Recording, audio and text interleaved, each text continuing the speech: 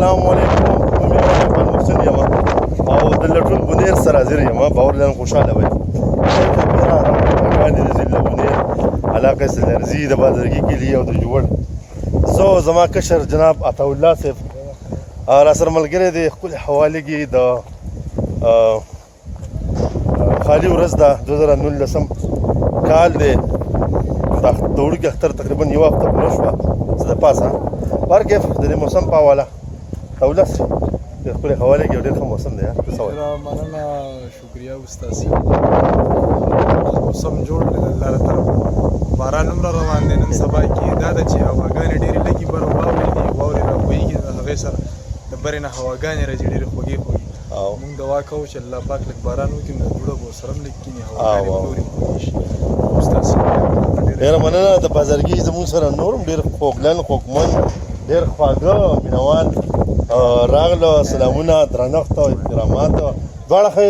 ټولو ته سلامونه. دا ښکلې هوا دا یخ موسم باراني غونډه تا مې د مینوالو تاسو راسره جی خوشحاله ژوند دی دا مړو زړونو ښایست دا هواګانې دا وښه ډېره زیاته مننه. ډېره مهرباني. تل دقسې لره ډېره زیاته مننه. دغه طوفان او دغه ښکلی موسم د الله نه غوښتی نه شو چې دا غواړو چې بیا بجلي درې ورځو لپاره بجلي غیب کېږي. الله دې خیر وکړي.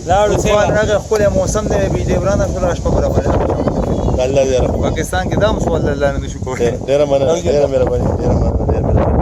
لیکن پکې خبر وکړه د طوفان. خیر طوفان خو داسې نه دی بلکې دا سیلۍ چې لکه تیزه غوندې شي نو لکه تاسو یو طوفان اختیار کړي چې هغه بیا هغه هر څه خرابېږي. بلکې الله دې رحم وکړي. عطاالله صاحب په اخر کې به څه ویل غواړې؟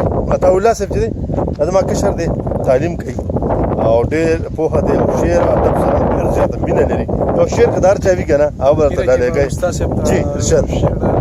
صابر صاحب جی ستړی ستومانه چې د کار راځم او تا یادومه چې په لار راځم. د خلکو ډېرې لارې ډېرې کوڅې په دې کوڅې کې چا د پار راځم. د میخانې دروازې مو بندوئ یارانو، زه به له روزګار راځم. ډېره زیاته مهرباني. ډېره مننه. زه هم ټولو ته مینه درنښت احترامات لرم او غواړم چې زمونږ د خیبر پښتونخوا د سیمه د دغه شان ګلې ګلزاره وي چېرته چې هم د امن نوم څوک اخلي د هغوی ملګرتیا به کوو. راځئ چې دا وطن سوکاله خوشحاله او د ترقۍ په لار باندې دوامدار وساتو. ډېره زیاته مننه. سره د عطاالله اقبال محسن اجازت غواړي. د لوی الله